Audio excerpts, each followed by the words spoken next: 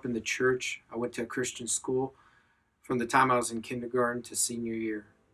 And I just saw how we lived. We didn't live anything different than the rest of the world. And I just really feel called to Christian people because a lot of us are lukewarm. And Jesus says, I'd rather you be hot or cold, but if you're lukewarm, I will spit you out of my mouth. That's the most dangerous place to be, in my opinion, because you think you're good, but you're really not.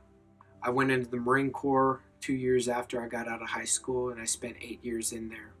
And all of that was preparation when it came to discipline, leadership.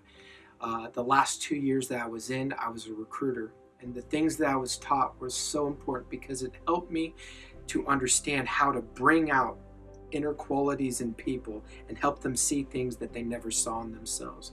I felt called to the Kings because I knew that I wanted to study God's Word. That was the only thing that made any sense to me. And I was going to school, I was getting my business degree, and God put a halt to that and said, I want you to go to King's University.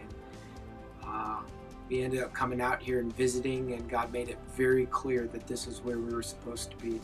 So I took my wife and my son, and we moved out here, and the things that God's doing is incredible, and He's continued to provide for me and my family.